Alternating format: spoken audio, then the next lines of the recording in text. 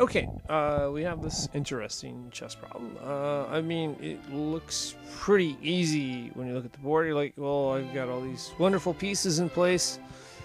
But then you look at it some more and you're like, well, how exactly do I get mate in 3? I mean, I could get mate by doing some other stuff, but how do I get mate in 3? Well, first of all, there's this G3 rook. Next, you have the F1 rook.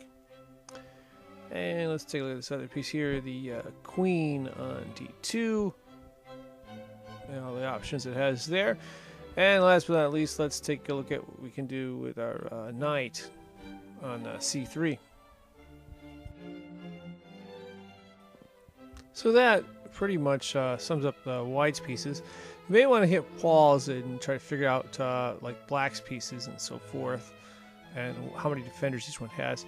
Back to the G3 rook. That's got the king blocked off in the 3 spots. We got the F1 rook right there that blocks that line, or the F file. Yeah, so how exactly do we break apart this position and get the victory here in 3 moves? It's a really good question. One of the things we want to take a look at is, what pieces are defending what. So let's look at this F7 square, for example. And if you look more closely, you'll notice there's one defender there. That's the bishop on E6. What we'd like to do is remove the defender from that F7 square. So how exactly do we go about removing the defender from the F7 square? Well, the rook on f1 is an option, but that would basically just wouldn't work. We could end up losing and mess up our position. So how do we move the bishop from that f7 square coordinate? There's another option. It involves a word called sacrifice and a piece called the queen.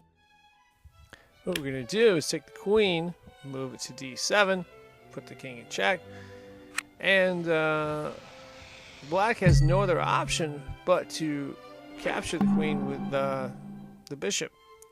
That removes the defender from the f7 square and allows us to take a rook on the next move, put it to f7, putting the king in check.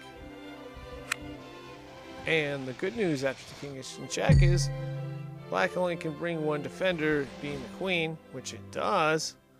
And we can just simply take the g3 rook, move it to g7, capture the queen, and that is checkmate. And that solves our problem.